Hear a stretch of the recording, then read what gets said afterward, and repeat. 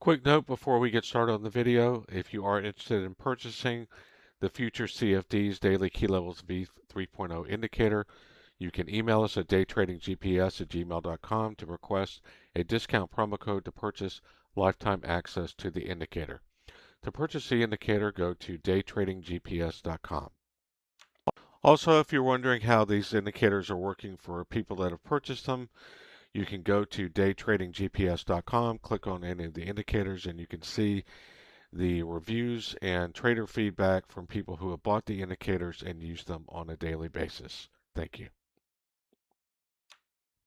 Hello, in today's video we'll be taking a look at the Thursday, April 9th, 2026 trading session for the S&P 500 E-mini futures.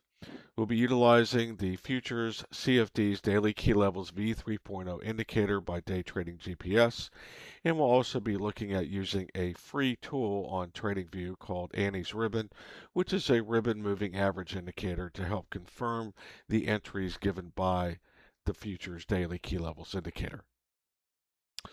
Okay, so in today's session, the daily key levels indicator is giving the bull bear key price level for today's New York RTH session as 68.0925.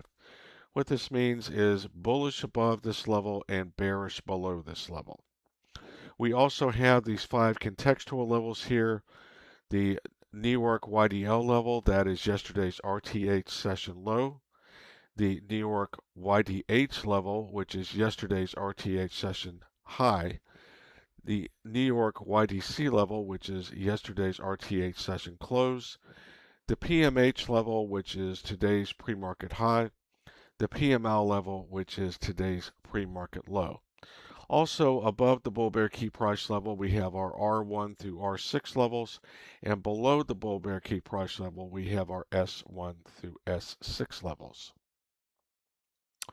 Now, in this video, we're not going to go into all the different details about how this indicator works, what all the different levels mean. However, in the description of this video, you'll find a link to the setup and features video for the futures daily key levels indicator, in which we go over all the user inputs in the control panel, as well as all the different features of the indicator. So I would invite you, if you have any interest in looking further into this indicator, to please look at that video. Again, the description and link to that video is in the description of this video. Okay, so with this indicator, the bullish entries are going to be closes above any main key level or any main contextual key level. The bearish entries are going to be closes, candle closes below any main key level or any main contextual key level. The main key levels with this indicator are going to be the bull bear KPL level, so that stands for key price level, as well as the R1 through R6 levels and the S1 through S6 levels. The contextual key levels are the YDH, YDC, YDL, PMH, and PML. Generally speaking, at the beginning of any RTH session, the main level that's going to be in play for a trade in about 90 to 95% of most sessions is going to be the session's bull bear key price level. So in today's session, we have an opening candle alert on the 9:30 a.m. opening candle of the RTH session, which is giving us a bullish entry signal from the futures daily key levels indicator on this label here for the 9:30 a.m. opening candle. Now we're not going to just rely on the close above this main bull bear key price level as the sole reason for the entry. We're also going to be using a free tool which is available on TradingView, which is a moving average ribbon called Annie's Ribbon. Now there'll be a link in the description of this video to this free tool, which you can look at as well as a YouTube video which shows you how to use this ribbon indicator as well. So we'll take a look at that now. Okay, so we have Annie's Ribbon on. As you can see here, we have the 9:30 a.m. opening candle marked off here as well at the bottom. And we have the bull bear key price level label for the bullish entry alert on the 9:30 a.m. candle here. The reason that this is showing as an alert is that the close of this candle is above the bull bear KPL. But it's not just the close above, it's also the close of the candle is within the acceptable range for a trade off of the bull bear key price level. So the futures daily key levels indicator has an acceptable range filter, which filters out candles that are outside of the acceptable range for a trade off of any main key level or any main contextual level. And it has a special alert that's for the 9:30 a.m. opening candle as well. That is a close above or close below alert, especially for the opening candle. If the candle closes too far above the bull bear key price level or too far below the bull bear key price level, then you will not see an alert and that alert is filtered out. If, however, the close above is within range, you will see a bullish entry alert. Or if the close below the level is within range, then you will also see the bearish alert. And it works the same off of the other 5 contextual levels as well as the other main key levels, the R1 through R6 and the S1 through S6. The acceptable range filter is an optional filter that can be turned on for the close above or close below any of the main key levels as well as any of the 5 contextual key levels. So as you can see here, we have the ribbon indicator on and the ribbon is all green. If at the time of this candle close and we were getting the bullish close above alert from the daily key levels indicator, this ribbon was partially green and partially red. Then there would be no trade as we would be getting a conflicting signal. If this ribbon at the time of this candle close was all red instead of part green and part red, then again there would be no bullish entry on this because again we're getting conflicting signals. We're only going to enter on this trade if we're getting confluence from both indicators. One, that we have a close above the key level in question, in this case the 9:30 a.m. candle on the bull bear key price level, and we also have confirmation from the ribbon indicator for the specific signal. Now we'll go back to the other chart.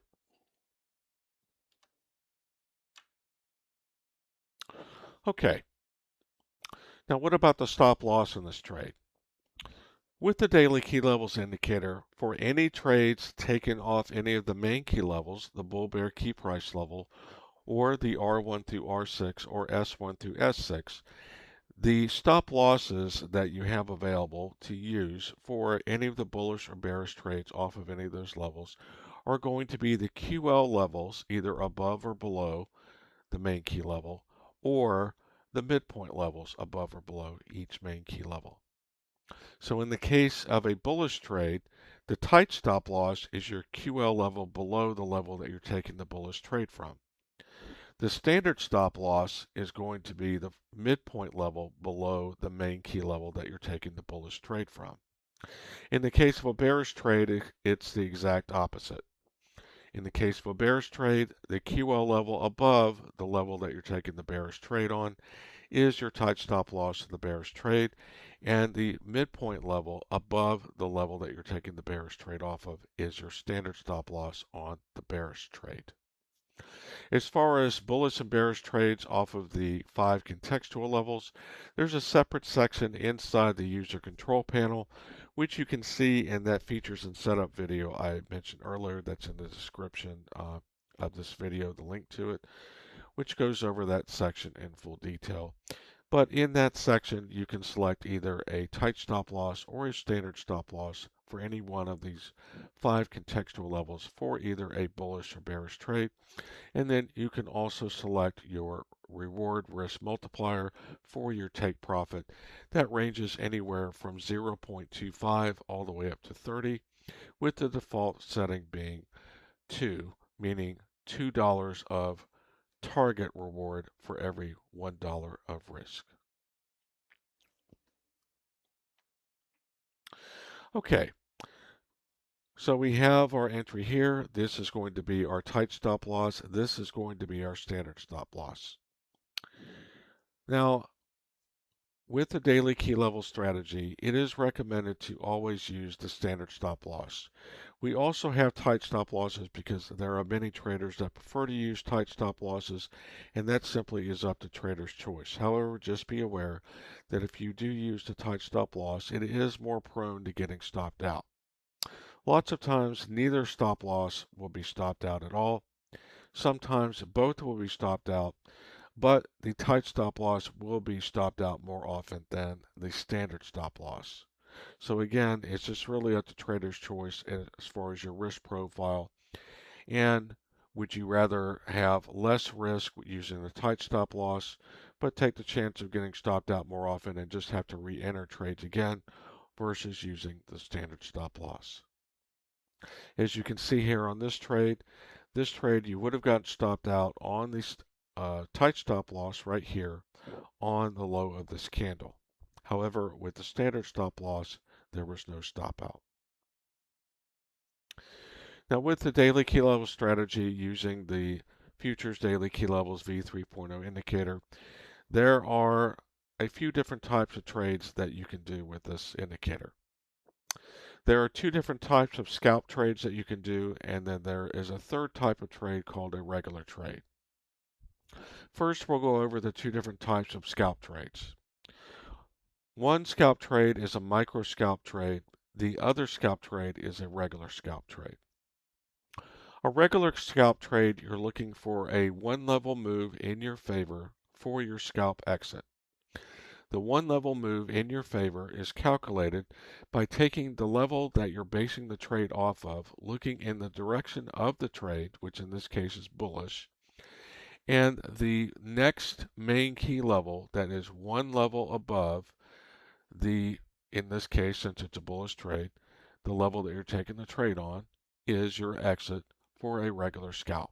So in this case, that is the R1 level, and for this session, 68.40.25. The other type of scalp is a micro scalp. The difference between the micro scalp and the regular scalp is that on a micro scalp, your exit is going to be if any of the 5 contextual levels happen to be in the pathway of the trade before you get to the one level move in your favor. So in this case, technically, we do have 3 of those levels here, the PMH, the YDC, and the YDH. However, the PMH is too close to the entry on this particular candle, so we're not going to use that. We are instead going to either use the next one above or the next one above, both of which are in the pathway before you get to the one level move in your favor. So on a micro scalp, in this particular session, on a bullish trade from the bull bear KPL, your micro scalp exit is either going to be the YDC level or the YDH level.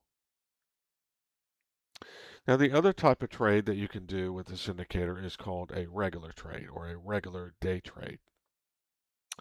How this differs from a scalp trade is in a couple different ways. One, on a regular trade, you're looking for a minimum 1.5 level move in your favor threshold before you can consider exiting or adjusting the trade. So in this particular trade, off a bullish trade off of the bull bear KPL level, a 1.5 level move in your favor is going to be the mid R1, R2 level. The R1 level is a one level move in your favor, and the next midpoint above would be the 1.5 level move in your favor. If instead this was a bearish trade, it would just be the opposite. On a bearish trade, the S1 level, if the bearish trade was from the bull bear key price level, the S1 level would be your regular one level move in your favor scalp exit. And the mid S1, S2 level would be your 1.5 level move threshold, minimum required threshold for a regular day trade. The other threshold is called the two-level ideal minimum move. The two-level ideal minimum move is going to be the R2 level in this case for this particular trade, as we're basing it on the bull bear key price level, and the R2 level is 2 full key levels away from the level we're basing the trade on. If this was a bearish trade, then it would be the reverse, and the S2 level would be the ideal minimum move for a bearish trade taken from the bull bear key price level. The reason why one is called the minimum threshold and one is called the ideal minimum threshold is because the 1.5 level move is the minimum required threshold for any exit or adjustment on a regular trade, whereas the 2-level move is considered the ideal minimum move on both S&P 500 E-mini futures as well as NASDAQ and Q E-mini futures, because on about 80% of the sessions that you will see in a year on both of those symbols, the extended range away from the bull bear key price level is going to be a 2-level move on about 80% of the sessions.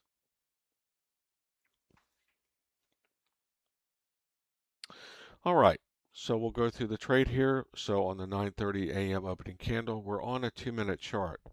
As far as chart time frames with this indicator you can use on many different futures as well as many different Forex CFDs.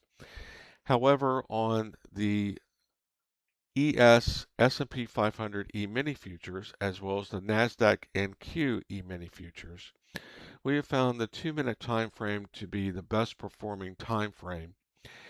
However, the range of time frames that you can use with the daily key level strategy on these two instruments, the S&P 500 E-mini futures and the NASDAQ and Q E-mini futures, would either be the 1-minute time frame, the 2-minute time frame, the 3-minute time frame, or the 5-minute time frame, depending on your preference. Many traders prefer, as an example, the 5-minute time frame for a variety of reasons, including that they may use other indicators and they may be used to using other indicators to use as different confirmations on their entries or for managing their trades. So, to summarize, the 1-minute time frame up to the 5-minute time frame are the time frames that you can use for this daily key levels futures trading strategy with this indicator. However, in our experience, we have found the 2-minute chart time frame works the best out of the 1-minute to 5-minute range. Okay, so on this 9:30 a.m. candle close, we have the ask here.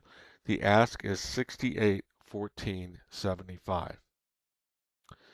Now on the 11:14 a.m. candle, we have a microscalp hit of the YDC level. So on a microscalp, this would be your first microscalp exit here at the YDC level. And as you can see up here, as we've noted down here, it's 68.2350. It's a little covered up by the candles here, but this is 68.2350. And as you can see here, it's over here on this table as well. Now that is a move of 8.75 points in your favor. And as you can see here, we have the bid data box here, but generally what you want to try and do is just put in your order. If this is going to be your target for a microscalp, you just simply put in your order to sell at 68.2350. Now you can, if you want, you could put it slightly above or slightly below, excuse me, by 1 or 2 ticks. That's really just up to trader's choice. However, our recommendation is that you just go ahead and put it right at the exact price level. But again, that's up to trader's choice. Some people like adding a tick or two. Some people like subtracting a tick or two. So the profit on that per E-mini contract is $437.50. Now that is on one regular E-mini futures contract. For those traders that like to trade micros, this indicator also works on all the major micro symbols. So this does work on the micro S&P 500 E-mini future symbol, as well as the micro NASDAQ symbol. It also works on the micro symbols for other major future contracts as well, such as gold and crude oil as an example, and also the Russell 2000. Okay, then on the 11:32 a.m. candle here, we have a hit of both the R1 level and the YDH level in one candle. However, if you're just putting your sell to close here at the 68.3675, as you can see, it was hit intra-candle, and then a hit of that level that is 22 points in your favor from the entry, and that is a profit of $1,100 per regular E-mini contract. For people that are trading micro E-minis instead of regular E-minis, you can basically do 10 micro E-minis. It would be the same as trading one regular E-mini. So if you're more inclined to trade micro E-minis, if you're trading a 10 lot, then it would work out to be the same profit, although with commissions and slippage, it might be slightly different than trading one regular E-mini. Okay, if instead you were doing a regular scalp and setting your sell to close at 68.4025 on the R1 hit, then that was also hit in the same candle. And on the hit of the R1 level, that's 25.50 points in your favor. So that's a profit of $1,275 per regular E-mini contract or on a 10 lot of micros. Now on the 12 p.m. candle here, we have a hit of the mid R1, R2 level.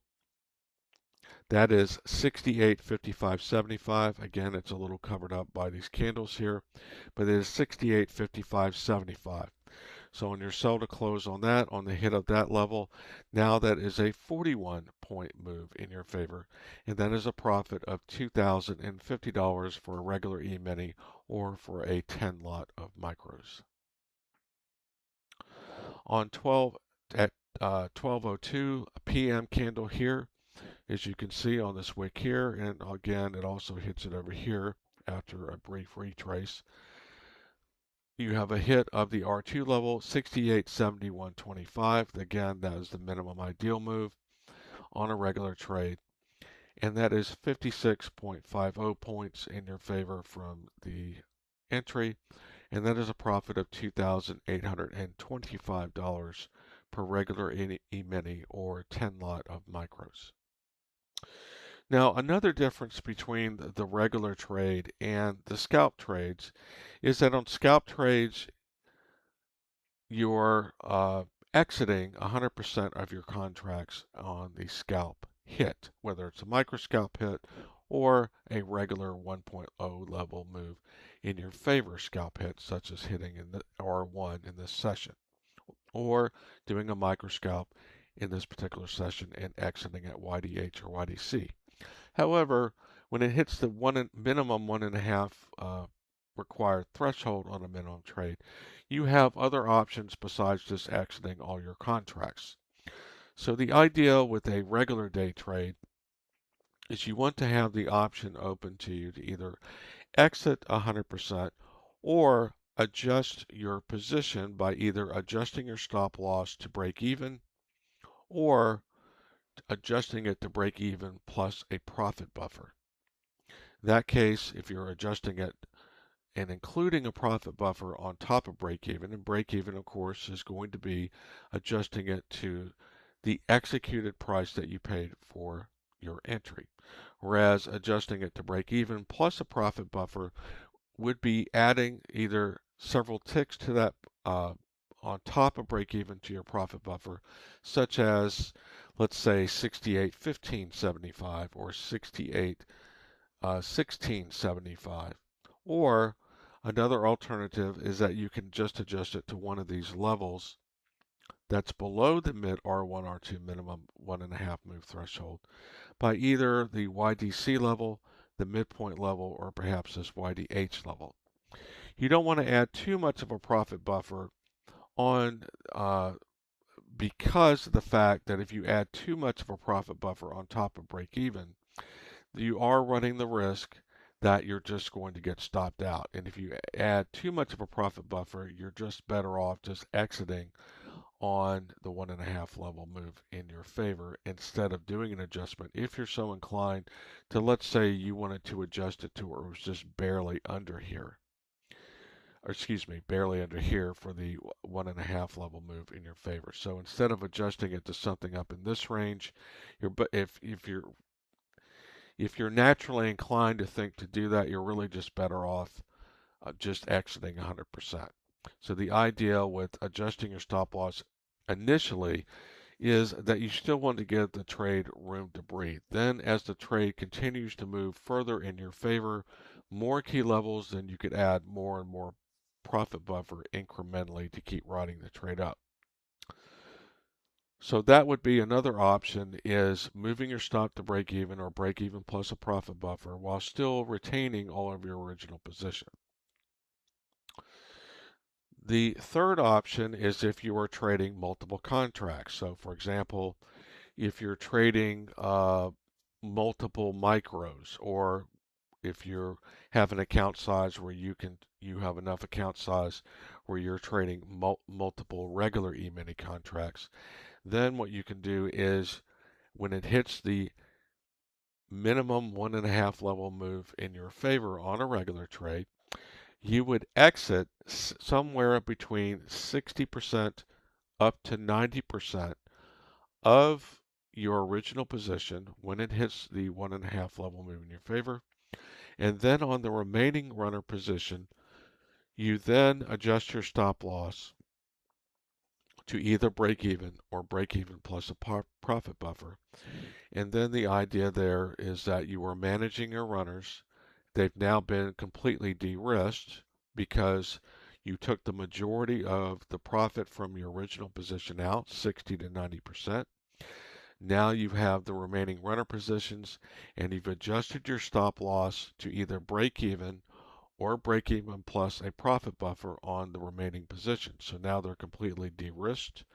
You've also secured a nice profit by exiting the majority of your original position. And now what you're looking to do is to monetize your remaining runner positions by managing them to additional key levels. So managing them through additional key levels would be, as an example, when it hits either another main key level above, that's above the 1.5 level move, such in the case of this trade, the R2 level, or it goes above R2 and goes up to the mid R2, R3 level, or goes up, for example, to the R3 level above the mid R2, R3. Now also, if any of these 5 contextual levels just happen to be occurring and in the pathway after the 1.5 level move in your favor on a regular trade, then those would also be considered additional waypoints for decision making as to what to do with your remaining runner positions, as far as either taking some off. So keep in mind that as it continues to move in your favor, let's say as an example, you had 10 contracts when you started back here. And then when it hit the 1.5 level move in your favor, you sold 6. Now you have 4 left. Well, when it moves up to R2, now you can either exit all the remaining 4, or you can adjust your stop loss further on the remaining 4, or you could exit 1 of the remaining 4 and still leave 3, or exit 2 of them, or exit 3 of them and still just leave 1. So that's up to each trader to decide for themselves. But the idea is that at additional waypoints in different key levels in your favor after the 1.5 level move, then the idea there is to completely de-risk the trade, take out the majority of the profit, and then manage remaining runners as price continues to move in your favor, and then make adjustments or exits on further key levels in your favor. Now, you can do the same thing with the R2 exit. So if you wanted to, with the regular trade, if you want to wait until the 2-level move is hit to then consider that your threshold at which you're going to either do one of those things that we discussed that you can also do at the 1.5 level. That's perfectly fine as well. Just know that the minimum threshold is the 1.5 level move in your favor. On most sessions, that's going to be the preferred place to make those adjustments. But if you want instead, through practice and the way that you like to conduct your own trading, you would prefer to wait till the R2 or the 2-level move in your favor, that's fine as well. Okay, so that's going to wrap it up for this video. Like I said, if you're interested in more details about how this indicator works and all the other features, there are many other features to this indicator that we have not touched on. So if you have an interest in finding out more about how this indicator works and all the other features that we have not even discussed today, then please look at the features and setup video. The link is in the description of this video, and take a look at that video as well. Okay, so we appreciate you taking the time to watch this video today and supporting our channel. If you did like the video, we appreciate it if you would hit the like button, as that helps us with the YouTube algorithm. And then if you'd also like to be notified when we post any new videos on any of our daily key levels indicators, we have an SPX index daily key levels indicator, NASDAQ NDX daily key levels indicator, an daily key levels indicator for stocks and ETFs for trading major stocks as well as major ETFs like SPY and QQQ. And we also have a Forex currency pairs and cryptocurrencies daily key levels indicator for those people that like to trade Forex pairs and cryptocurrencies. Okay, thank you again for watching today, and we wish you much prosperity in all your future trading.